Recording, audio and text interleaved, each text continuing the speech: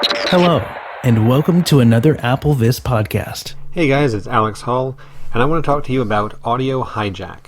This is an app that'll let you record pretty much anything. It's a Mac-only app, so if you're hoping for Windows or iOS, it's a paid app. It's $50, but the free version is fully functional except that you can't record past 10 minutes. As soon as your file goes over 10 minutes, you're going to start hearing white noise in your recording. But aside from that, everything works. It's fully functional. So if recording is your thing, I definitely recommend getting this app and giving it a shot. It's rogueamoeba.com is the website, rogueamoeba.com. And again, Audio Hijack is the name of the app that you're looking for. And the great thing about this app is that it lets you mix together all kinds of different audio input sources. You can not only record from your microphone or system audio like you'd imagine you could, you can actually capture the output on an app-by-app basis. So if you need to record something playing in Safari or iTunes or a game, or if you only want voiceover, or if you want to mix all those together, you can do that. I'll show you exactly how this works in a minute, but the key is going to be a concept they call audio blocks. And each block is a discrete little thing that you do with your audio, maybe recording from a microphone, or capturing the input from an app, or upping the volume, or applying a stereo effect or a reverb, or anything like that. Any sort of recording or output or input effect, each one of those is a block. And you string these blocks together on a grid. And the app will automatically put connections where it needs to, and you can control those if you want. But the way this app works, basically, you string these blocks together, and however they're connected up is how your audio sounds. So if you want to apply, say, a stereo effect to whatever your microphone input is, you would put the stereo effect block right after the microphone block. And you can have multiple chains going on at the same time, too. You could record each thing to a separate file, or you could join them all together and record to a single file, or you can decide what to monitor and what not to monitor. So the possibilities are really huge, and it's a great app. It's also fully accessible, and Rogue Amoeba has done a wonderful job at supporting voiceover, adding voiceover-specific features, adding hints, adding labels, and making sure that everything works with voiceover as well as they can. It's not completely perfect. There are a couple minor things still to get, but, I mean, their minor things are really minor. The way I see it, this app is actually more accessible than a lot of others out there, especially in the world of audio. Now that you know what this app does and basically how it works, I'm going to show you exactly how to make your new setup. And we're going to go ahead and set something up that will record the microphone, the Mac's system audio, and your iOS device. And just so you know, that iOS recording I'm going to be doing through the Lightning cable, so that requires iOS 8 and use of OS 10.10 Yosemite. But I'll show you how to do that, and in that process you're going to see exactly how these setups work, how to lay everything out, how to adjust all your options, and you can apply those principles to any sort of session you want to make. So we're going to be doing one type of session, but you can apply this to anything that you want to do. So let's switch into Audio Hijack and get started. Alright, we are now in Audio Hijack. The first thing you'll want to do is make a new session, and chances are if you open it up for the first time you'll be on the button already, but if you're not, the usual keystroke applies here, Command N for new. New session, template chooser, window, list. And here you choose from the templates. You can have a blank one, which is what I would go with personally, but you've got a bunch of other ones for podcasting and recording system audio, recording your microphone, recording different applications, a whole bunch of things. So have a look through here by interacting with the list. Interact with list. 11 items, new blank session, template. This is the one that we want. Press new blank session, template. And I just hit VO space on that. And you land in a new window. You should be focused on the grid by default, but if not, just find the audio grid. That. And again, you should be there by default. Now in here is where all your blocks are going to go. So interact. Interact with audio grid. Content is empty. And ours is empty because it's a blank session. If we'd chosen one of the other templates, it would have had a bunch of blocks in here already. But I wanted blank so I can show you how these are laid out. So let's go ahead and stop interacting. Stop interacting with audio grid. Go to the right one. Audio block library list. And this list is where all of the blocks live. So interact. Interact with audio block library list. 5 items, sources, list. And you've got a bunch of different items here, sort of categories, I guess you'd call them. You've got sources, which are inputs, microphones, application, system audio. Outputs list. Outputs, which are either recording to a file or outputting live to your speakers, headphones, whatever audio device you want. Build-in effects list. Effects are things like volume boost, stereo effects, panning, having things only in one channel or another, a whole bunch of stuff like that, different effects that you can have in there. Audio unit effects list. Unit effects lists seem pretty similar. I'm honestly not quite sure why they separate them out, but Meters list. meters are the last item. Those you probably won't have to worry about. As far as I know, they are visual. So unless you have enough vision to be able to see those, then you really won't need to bother with them. Now, I said you were going to want iOS, Mac, and your voice all at the same time. To do that, we're going to need 3 things. We'll need the microphone, system audio or voiceover, and I'll show you how to do those 2 in a minute, and QuickTime. So let's go to the system audio first. I'll get back to this top here, Sources list. and sources is the one we want, interact. Interact with sources list. 4 items, sources button. And each category starts with a button. Don't know why, they don't seem to do anything at all.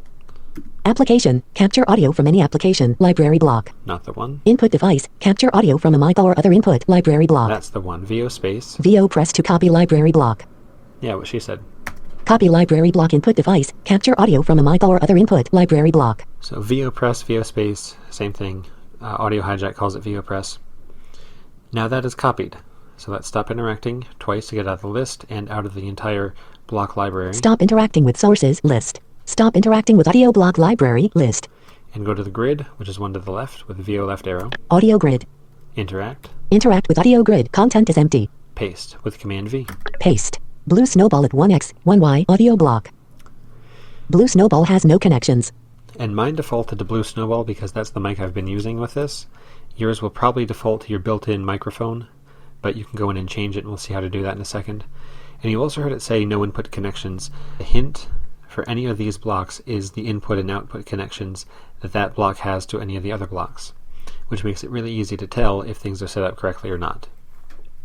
Now I mentioned that you can change this. If you go to a block and you VO space, Select no popover, blue snowball at 1x, 1y, audio block.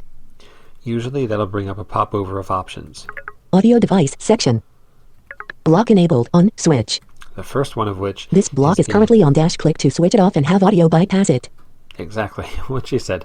As I said, this app is really good about hints. So if you turn this switch off, it basically disables the block, and you can leave it in there without redoing your whole chain, but it won't actually affect anything as your chain's recording. Audio device section. You've got the audio device section, and these setting screens use sections a lot. You interact with them, Interact with audio device section. 2 items. Blue snowball. Pop-up button. and there's your microphone. Menu check mark. Blue snowball. Sound flower left paren 2 ch right paren. Sound flower So left I've got a paren few of 64. these. Blue snowball and sound flower in. Jack router and blue snowball. Good device. Build dash and microphone colon. Internal microphone. And again, that's the one that you'll probably be set to by default. Check mark. Blue snowball. But I want Blue that moved, snowball. Pop-up button. so I'll leave it there. Stop interacting. just Stop see interacting with audio device section. what else we have in this window. Manual. Presets. Pop-up button. And the presets are basically you can set all these settings however you want to, and then save those settings as a preset. So when you use this block in the future, you can quickly go to the preset menu and choose whatever preset you want. So if you had a more complex block, like maybe one of the distortion blocks, then you could set a bunch of presets that way and quickly access those settings whenever you wanted to. The thing about these blocks is they're global. So the setting that I've just used here is going to apply to any audio block that I use in any session in the future. That's where those presets come in handy. So escape will close this popover. New blank session. Window. Blue snowball at 1x, 1y, audio block. And then we've got Blue our snowball has no connections. Blue snowball input. And of course right now it's not going anywhere. It's not doing anything. We can't hear it. We can't record it. So let's fix that. Stop interacting with audio grid. Let's go back to the library. Audio block library list. Interact. Interact with audio block library list. This time I want Outputs list. Output. So interact with the outputs list. Interact with outputs list. 3 Find. item. Output device. Send audio to an output library block. VO press to copy library block. And that's for live monitoring. Recorder. Record audio to files library block. That's what I'm looking for. Copy library block recorder. Record audio to files. And I just hit VO space to do that. Stop interacting twice and go back left. Stop interacting with audio. Audio grid. Audio Yes, grid. interact. Interact with audio grid. Paste. Paste. MP3 at 1x, 1y audio block. MP3 has no notice- connect. You'll notice now that the blue snowball used to be at 1.1. Now the recorder is. And what's going on here is, as I said, this is all a grid. So you've got coordinates. It starts at 1.1, and whenever you paste a block, whatever you've pasted that block onto will be shifted right 1.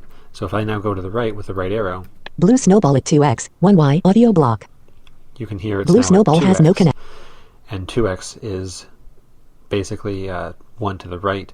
If you think of 1.1 as the top left corner of this grid, then it makes a lot more sense.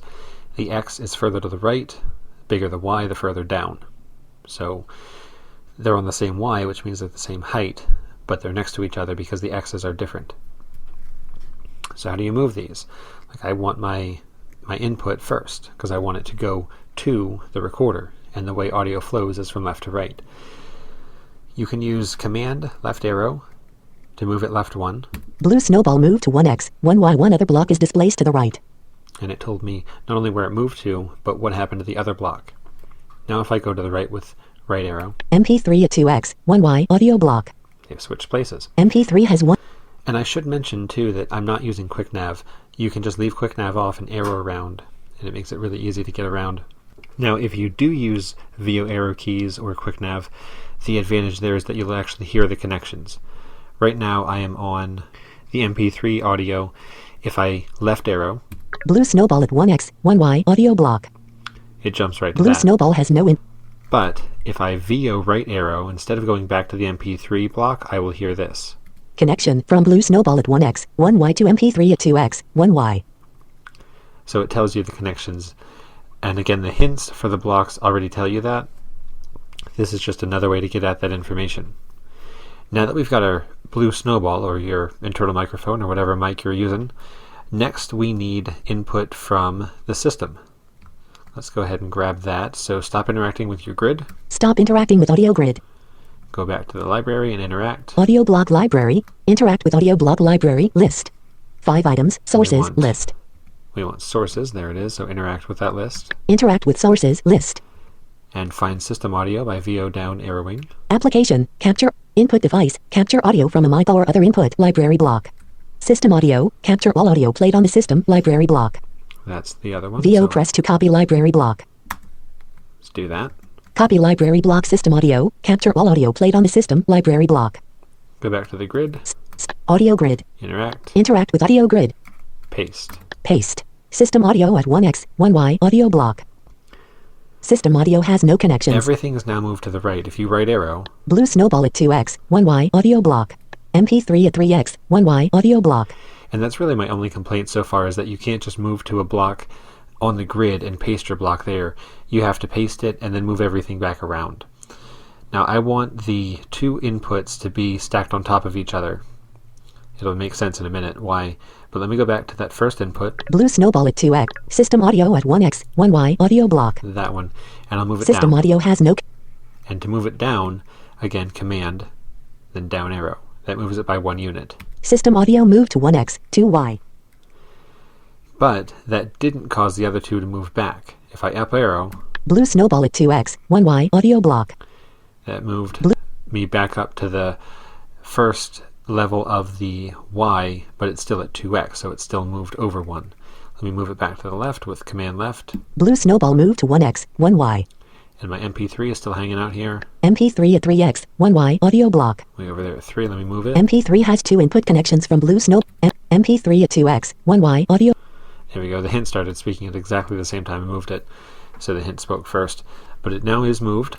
MP3 at 2x, 1y audio block. There we go. MP3 has 2 input connections from Blue Snowball at 1x, 1y, system audio at 1x, 2y, no output connections. And notice that now it's automatically hooked those two to that recording block, because it figures that I definitely want to record both of them. If I were to add a second recording block underneath this one, it would actually separate them out so I could record each one to its own file. It would know that I was trying to do that, and it wouldn't link all of them to each other. Instead, I would just have 2 output files instead of 1. But if for some reason I just wanted to move so that the connection was broken between, say, the audio block and the system input, just say, I would just move the system input down. The key here is that if the angle between 2 blocks is greater than 45 degrees from the x-axis, that connection will break. And to demonstrate this, so it'll actually make sense, let me go to that audio. Blue snowball at 1x. System audio at 1x, 2y. Audio block. And again, that's 1x and 2y. So it's all the way on the left and 1 down. Let me move it down 1 more. System audio move to 1x, 3y. Now right arrow, and there's nothing there. I'm right arrowing, nothing's happening. But if I up arrow, Blue snowball at 1x, 1y. Audio block. there it is, right? MP3 at 2x, 1y. Audio block. MP3 has 1 input connection from Blue snowball at 1x, 1y. No output connections. Now you'll see that the connection from the system audio to this MP3 block is gone. I moved it down, the angle steepened, and no connection. So it's as simple as that. If you want something to not connect to something else, just make the angle steep enough and they will go away. The simplest way to do that is just to move things down. You've got a really big grid to work with. I've brought things out to, I think, 7 before, so it goes at least that far, and it probably goes further. One other point worth mentioning too is that the resolution here is actually down to 1/4. What I mean by that is, if I instead use option arrows in place of command arrows, I can move this, say this MP3 block here. MP3 move to 2x, 1.25y. Now it's at 1.25y. So you can move that incrementally if you want to, and that lets you fit a lot more onto the same space, onto the same grid. It effectively quadruples the area that you can work with. But let's get back to making our triple-decker recorder thing here. Let me move this back up. MP3 move to 2x, 1y. Just to make it easy. I like to use whole numbers because it's quicker to listen to, and I just find it easier to visualize, but it's completely up to you. Let's move our other one back. System audio at 1x, 3y. Audio block. Bring that back up to 2y. System audio move to 1x, 2y. And notice now, MP3 at 2x, 1y. Audio block. MP3 has 2 input connections from Blue snowball at 1x, 1y. System audio at 1x, 2y. No output connections. it's back. Because I moved it back, the angle shallowed out, and they reconnected.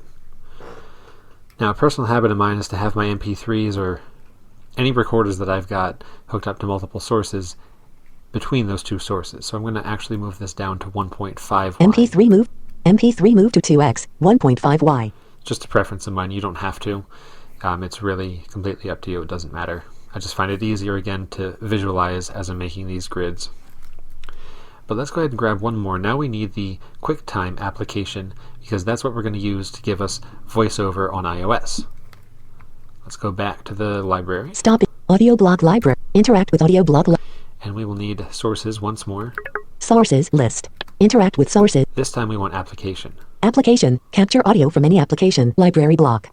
Copy library block application. Capture. Go paste it in our grid. Audio grid. Interact with audio grid. 5 items. And I'm going to want this at 3y, but still 1x. System audio at 1x, 2y. Audio. But sadly I can't do that, so paste. Paste. Application at 1x, 2y. Audio. Well, I should say I can't do it in one go. Now it's at 1x, 2y. I want it at 1x, 3y, so I'll move it down with command down arrow. Application move to 1x, 3y. And up one. System audio at 2x, 2y. Audio block. 2y is good, but I want that back at 1x. So command left arrow on the system audio. System audio move to 1x, 2y. Alright, now we've got right in a row, the top left. Blue snowball at 1x, 1y. Audio block. Down below that. System audio at 1x, 2y. Audio block. And below. Application at 1x, 3y. Audio block. There they all are. And just to keep things consistent, MP3 at 3x, 1.5y. Audio. I'm going to move this down to 2y because I want to keep it in the middle. MP3 move to 3x, 2y. And I'll make sure of my connections by hitting VO-Shift-H for the hint. MP3 has 3 input connections from Blue snowball at 1x, 1y. System audio at 1x, 2y. Application at 1x, 3y. No output connections. Perfect. Now again, this is mixing down to one file because I've only got one recorder block here. If I wanted each one in its own file, I can definitely do that. In fact, I'm making this podcast now doing exactly that. I've got system audio in one file and my mic input in another. All you'd have to do is put a second recorder block wherever you wanted it to make the right connections. So you can have as many or as few recorder blocks going as you want, and every time you record, you'll get as many files as you have recorder blocks. So it's a really easy way. If you need to edit the levels or anything later on, then you can do that. If you don't care and you want everything in one file, you can do that too. Let's choose what application we record though. Let's get back to recording our QuickTime here. Go down to the application block. Application at 1x, 3y, audio block. VO space for the popover. Select no popover. Application at 1x, 3y, audio Now, block. I don't know why it says no popover all the time when there is a popover, but if you hear that sound, there's a popover. So let's find out where we are here. Block enabled on switch. That switch is always the first thing in there. Just to the right of that, Let's select an app grader. Source application, pop-up button. and that's actually the thing you'll land on by default usually. One important note here, by the way, this is a pop-up button, and usually on the Mac you can access those with a down arrow. Don't do that here because you'll actually end up moving your focus to another block and the popover will close. So be sure to VO space on all your pop-up buttons. Menu. Now you can just use plain old down arrow. Recent applications dimmed. Calm Apple Speech. Calm Apple Speech. Skype. QuickTime Player. QuickTime is the one we want, so VO space. QuickTime Player. Source application, pop-up button. And there are a few more options in here. I'll let you explore those. Everything's labeled, nothing's strange, so these popovers are fully accessible. Again, though, remember that the section items are what you want to interact with, because they usually contain extra settings and controls. So escape to close that. New blank session, window. QuickTime Player at 1x, 3y, audio block.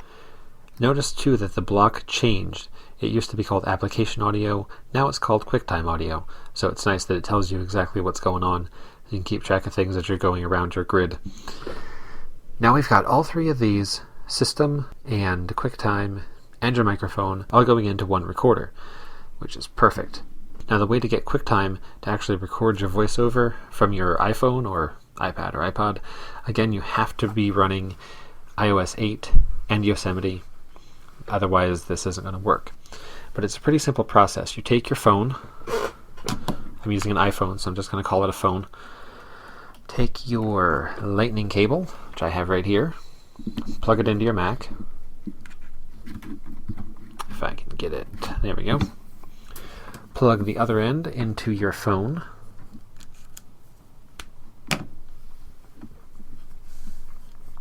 Wait for the camera Application, upload. camera upload, window. Yeah. Audio hijack. Away camera. Okay. Now open up QuickTime. Spotlight. CK. QuickTime Player. Quick application. QuickTime Player. Open. Window. List view. Table. Now think of this sort of as a bonus to the Audio Hijack podcast. I'm going to show you how to do this as well. Go up to the File menu Menu bar. App. File. File. Menu. and New Screen Recording. New screen recording command control capital N. Enter. New screen recording. Screen recording. Window. Start recording. Button. And go ahead and find the pop-up button. Image. Show capture device selection pop-up. Menu button. That's the one. Menu. And as you go down through here, Microphone dimmed. using VO down arrow, you'll find the microphone source. Check mark. None. Alex Wall's iPhone. That's mine, so VO space. Show capture device selection pop-up. Menu button. Application. Camera upload. Window. Checked. Include videos. For QuickTime some Player. reason, Screen I don't recording. know- I don't know why it does that, but for some reason, as soon as you select that as your input, it's like it connects to your Mac all over again. So if you do have that camera upload, or if iTunes opens or anything else, all that's going to happen a second time. The only other setting to do here, Image. Start recording button. 0 KB. Dash dash colon. Screen recording. and I'm just left arrowing, well, VO left arrowing. Screen recording. Dimmed zoom button. I missed it. Full volume button. Jump to the bottom of the window. 0%. Volume slider. There. That slider, you do not want to be on 0%. You want that turned up. Interact with slider. 10%. 20%. Command up arrow, by the way, moves sliders by 10%. 30%. 50%. 60%. All right, let's try this. Line square. Double tap to open. App Store. Double tap to open. And I have it. you're hearing audio piped directly into QuickTime. And because QuickTime is recording the screen capture and using the iPhone as a microphone, so to speak, whatever the iPhone is playing through its speaker is automatically put into QuickTime. And if you Audio hijack. If you record your session here, you'll actually hear that. You'll hear yourself. Blue snowball at 1x, 1y audio. Because of that, you'll hear the system. System audio at 1x, 2y audio block. Because of that, and you'll hear QuickTime. QuickTime player at 1x, 3y audio block. QuickTime. And because QuickTime is already basically playing whatever it hears from your iOS device, essentially capturing QuickTime is a way to capture the audio from your iOS device. Now, the only problem I've run into is that it can be slow. Everything else runs fine, but for some reason QuickTime tends to lag some. And I'm not sure if that was just the one day or if it gets worse as you do more of this, but I did run into a lag problem there. So that's mostly everything. The only other thing that I wanted to show you is how to capture voiceover only. And you can avoid system audio so you don't have to hear your mail sounds or all that other stuff. Instead of system audio, you'll want another application block. Well, actually you want two of them. But here's what you're going to do. System QuickTime player at 1x. Let's go into this QuickTime player settings with a VO space.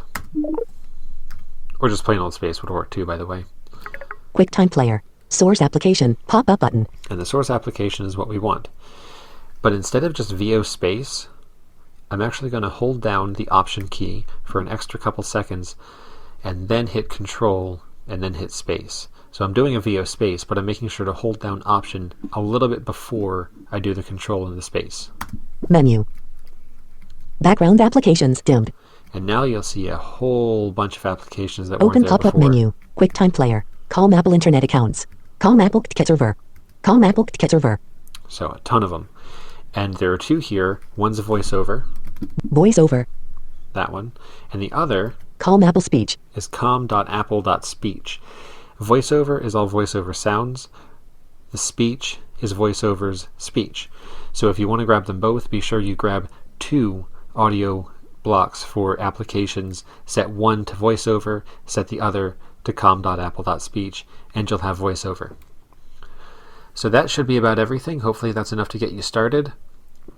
And if you have any questions, of course, leave a comment on the podcast page, or feel free to go on Twitter and ask Rogue Amoeba themselves. They're really good about responding to questions, and that's at Rogue, R-O-G-U-E, Amoeba, A-M-O-E-B-A. Hope you found this useful, and I will see you next time.